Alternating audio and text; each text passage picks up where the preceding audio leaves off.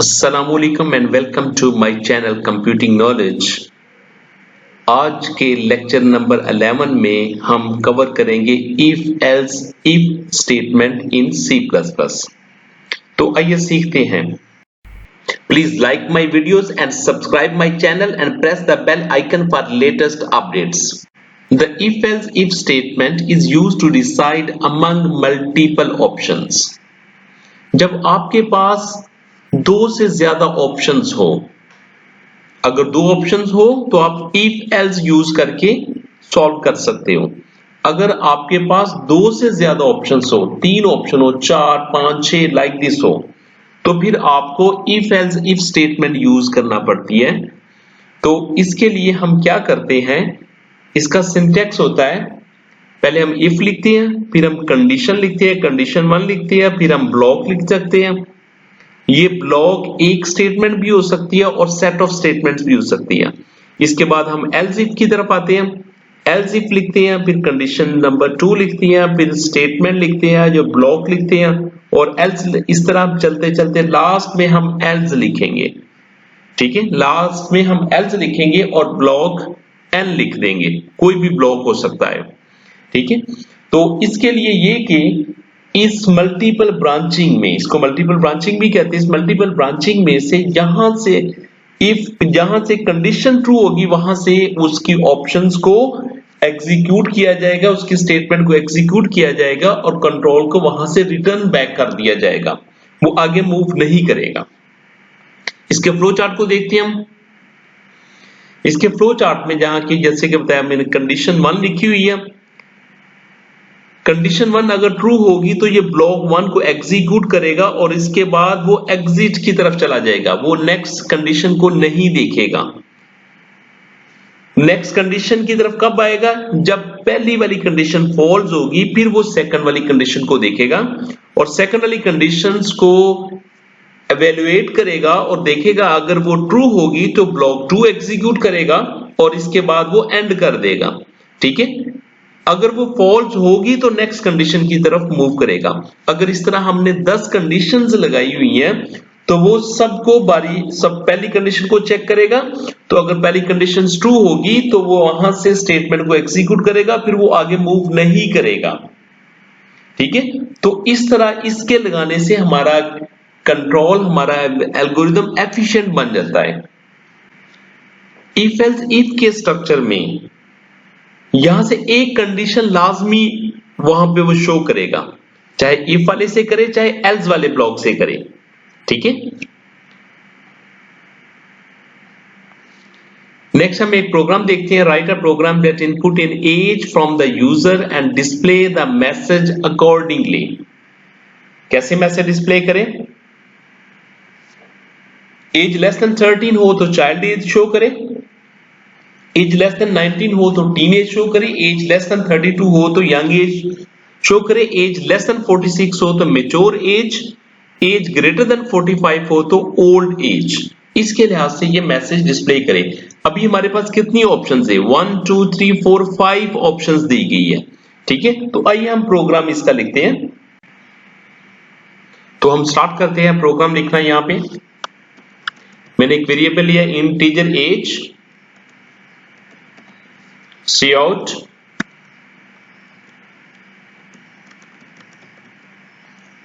Enter your as,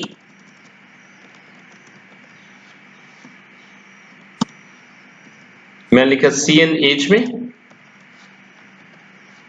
cn and extraction operator age, if ये पहली condition मैं लगाने लगा हूं, इफ एज लेस देन 13 हो, then cout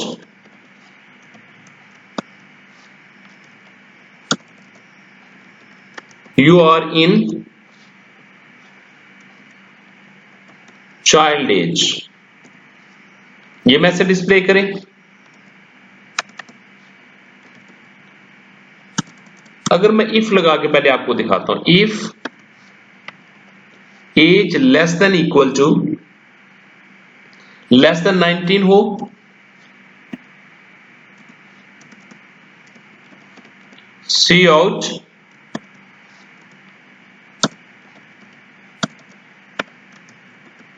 you are in teenage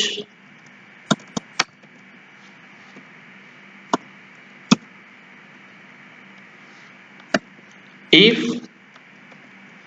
age less than 32, ये मैंने एग्जाम्पल के तौर पर ये सारा बता रहा हूं आपको।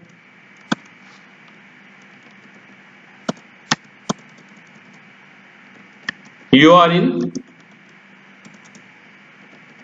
young age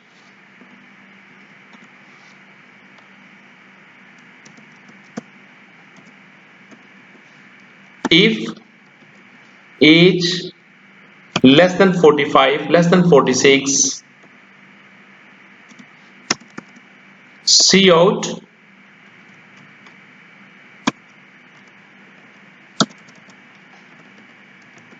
you are in mature age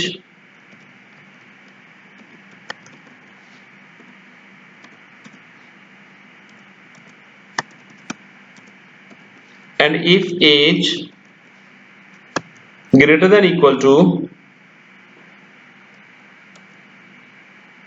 less than 45 means it will cover, less than 46 means it will cover till 45. Here I will say 45. If age greater than 45, then I will display see out you are in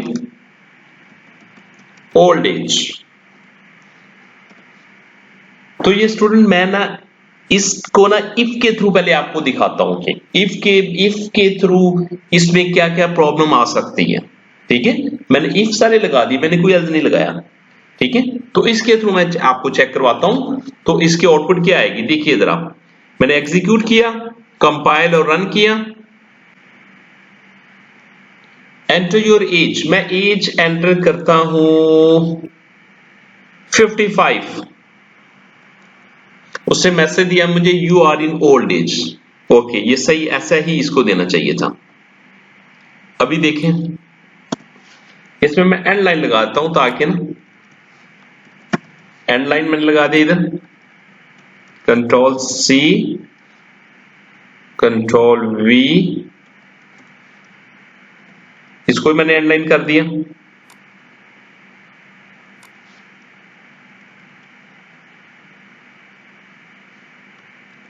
इधर भी मैंने and line लगा दिया, इधर भी मैंने and line लगा दिया। ठीक है, ये सब मैंने कर दिया।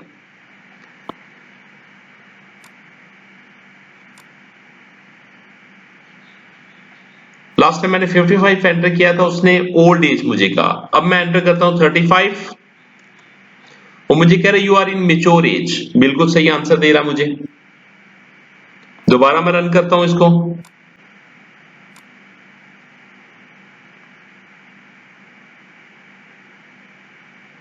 अब मैं लास्ट टाइम मैंने 55 एंटर किया था तो इसने ओल्ड एज दिया। अब मैं इसमें एंटर करता हूं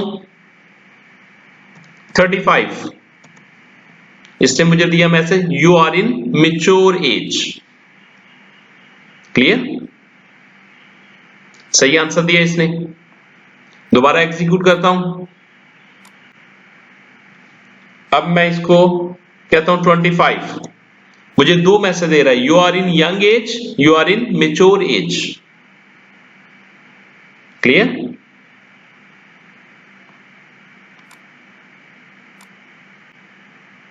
मैंने 15 एंटर किया, तीन मैसेज दे रहा है, you are in teen age, you are in young age, you are in mature age. Compiler run करता हूं,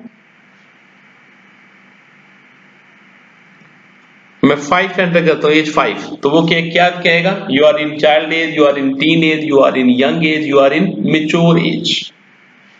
तो ये स्टूडेंट आपने देख लिया कि इफ के लगाने से क्या फर्क पड़ता है। अगर इफ लगाएंगे तो कोई किसी के साथ कनेक्टेड नहीं है, कोई नेटवर्क नहीं है, कोई ब्रांचेस नहीं इनकी बनी हुई।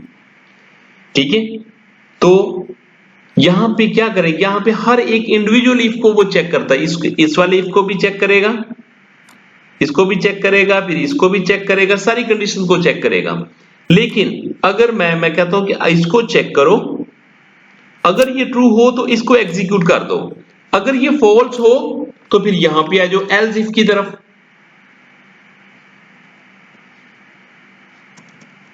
एल्स इफ की तरफ आ जाओ, इसको चेक करो, अगर ये ट्रू हो तो ये काम कर दो, तो अगर ये भी फॉल्स हो तो फिर इसको चेक करो, इसको चेक करो, ये ट्रू हो तो ये काम कर दो, अगर ये भी फॉल्स हो तो फिर इस वाले एल्स को चेक कर लो।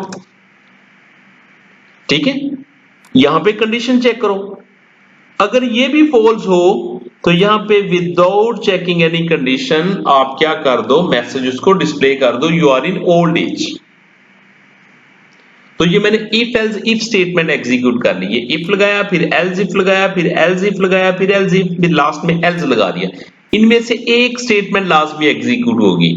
अगर यहां से रिजल्ट इसको ट्रू मिलेगा तो वो क्या करेगा, इसको डिस्प्ले करेगा और बाकी सब स्टेटमेंट को इग्नोर कर देगा, जिससे हमारा प्रोग्राम और एल्गोरिदम एफिशिएंट हो जाता है। ठीक है, तो इसको मैं रन करके दिखाता हूं आपको। मैंने एग्जीक्यूट किया, कंपाइल और रन किया, मैंने एज एंटर करता हूं 5, तो उसने कोई मैसेज वैसे रिपीट नहीं किया जैसे वो पहले कर रहा था। ठीक है, तो इस तरीके से आपने ये देख लिया कि ये कैसे काम करता है। तो आइए हम इसकी एग्जीक्यूशन देखते हैं, ये एग्जीक्यूशन कैसे करता है। सपोज मैंने एज में वैल्यू एंटर करता हूं 7 करूंगा, तो ये मैंने एल्गोरिदम बना के रखा, ये मैंने फ्लो चार्ट बना दिया, जो जैसा मैंने प्रोग्राम लिखा था उसकी कंडीशंस के मुताबिक ये मैंने कंडीशंस लगा दी हैं और इसके मैसेजेस डिस्प्ले कर दिए। जब मैं 7 एंटर करूंगा तो सबसे पहले इधर यहाँ पे कंडीशन चेक करेगा, 7 लेस देन इक्वल टू 13 होता है, तो ये क्या ट्रू होता है, 7 लेस देन 13 होता है, यस, तो फिर वो यस की तरफ जाएगा और वहां पे क्या डिस्प्ले करेगा, चाइल्ड एज, और यहां से एंड हो जाएगा। फिर वो आगे जितनी भी स्टेटमेंट होगी वो सारी की सारी क्या कर देगा, वो इसको इग्नोर कर देगा। ठीक है, अब सेकंड की तरफ हम जाते हैं। मैं second example, suppose age 16 enter करता हूं। जब मैं 16 एंटर करूंगा तो वो पहली कंडीशन को चेक करेगा, जो कि पहली कंडीशन फॉल्स हो जाएगी क्योंकि 16 लेस देन 13 नहीं होता, तो फिर वो कहां पे जाएगा, 16 लेस देन इक्वल टू 19 की तरफ, इसकी कंडीशन को चेक करेगा और यहां से देखेगा 16 लेस देन 19 है, यस ये ट्रू है, तो फिर इस केस में क्या करेगा, वो टीम एज मैसेज डिस्प्ले करेगा और एंड कर देगा, बाकी सब स्टेटमेंट को इग्नोर कर देगा, सिर्फ एक स्टेटमेंट एग्जीक्यूट करेगा। इसके बाद अगर मैं इसकी एग्जांपल अब ले लेता हूं, एज में मैं 25 एंटर करता हूं, तो वो एज 13 वाली कंडीशन भी फॉल्स हो जाएगी, एज 25 वाली कंडीशन भी, एज 19 वाली कंडीशन भी फॉल्स हो जाएगी, और एज 25 लेस देन 32 ये कंडीशंस ट्रू होगी, और क्या डिस्प्ले मैसेज डिस्प्ले करेगा, इस केस में वो यंग एज मैसेज डिस्प्ले करेगा। इसके बाद नेक्स्ट एग्जांपल लेता हूं, अगर मैं 35 एंटर करता हूं तो एज लेस देन, पहली कंडीशन भी फॉल्स हो जाएगी, सेकंड कंडीशन भी फॉल्स होगी, थर्ड कंडीशन भी फॉल्स होगी, और फोर्थ वन ट्रू होगी, और वहां पे मैच्योर एज शो करके प्रोग्राम को एंड कर देगा। लास्ट की तरफ जाते हैं, जब मैं 50 एंटर करूंगा तो पहली कंडीशन को चेक करेगा, फॉल्स होगी, सेकंड कंडीशन भी फॉल्स होगी, थर्ड कंडीशन भी फॉल्स कर दी जाएगी, फोर्थ कंडीशन भी फॉल्स होगी, और लास्ट में बगैर किसी कंडीशन को चेक किए हुए वो मैसेज डिस्प्ले करेगा, ओल्ड एज डिस्प्ले करेगा। क्लियर? नेक्स्ट प्रोग्राम देखते हैं। इस प्रोग्राम में क्या कहा गया, write a program that input test score of a student and display his grade according to the given criteria. इसमें भी हमारे पास मल्टीपल ऑप्शंस हैं, ए बी सी डी और F, A B C D और एफ। ग्रेटर देन 90 हो तो ए, 80 से लेके 89 तक हो तो बी, 70 से लेके 79 तक हो तो सी, 60 से लेके 69 तक हो तो डी, बिलो 60 हो तो एफ ये शो करेगी। तो आइए हम देखते हैं इस प्रोग्राम को कैसे सॉल्व करते हैं। यहां पे मैं इंटीजर स्कोर एंटर करता हूं, इंटीजर वेरिएबल मैंने स्कोर ले लेता हूं, और यहां पे मैं कहता हूं यूजर इनपुट लेता हूं, सी आउट, एंटर योर स्कोर। ये मैंने स्कोर एंटर करवा लिया और इसको मैं सेव कर लेता हूं वेरिएबल स्कोर में। और क्या कंडीशन है, if score greater than equal to 90, score greater than equal to 90, message display करें Cout your grade is A। इसी को मैं कॉपी पेस्ट कर लेता हूं, कंट्रोल C, ये 80 to 90 मैं यूज करूंगा, कंट्रोल V 70 to 80 यूज करूंगा इसको मैं, और इसके साथ मैं मेरा ख्याल ये कंप्लीट कर देख लेते हैं हम इसको। ये मैंने कॉपी कर लिया। If score greater than equal to 90 your grade is A. If score greater than equal to 80 तो यहां पे मैं क्या लगाऊंगा, else if score greater than 80 your grade is B. else if score greater than equal to 70 तो display करें your grade is C. else if score greater than equal to 60 your grade is D. तो यहां पे condition लगाने की कोई जरूरत नहीं है, हम क्या करेंगे, हम विदाउट कंडीशन चेक किए हुए एल्स में आ जाएंगे और यहां पे क्या लिख देंगे, योर ग्रेड इज एफ। ठीक है, तो इसको मैं रन करता हूं, एग्जीक्यूट किया, कंपाइल रन किया,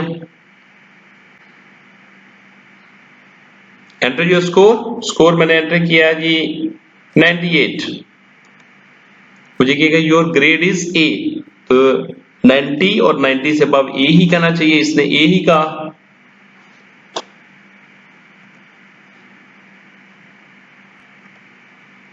तो दोबारा एग्जीक्यूट करते हैं इसको, कंपाइल और रन किया। अब मैं वैल्यू एंटर करता हूं इसमें 85, योर ग्रेड इज बी। तो मैं दूसरी वैल्यू के लिए भी आपको चेक करवा देता हूं,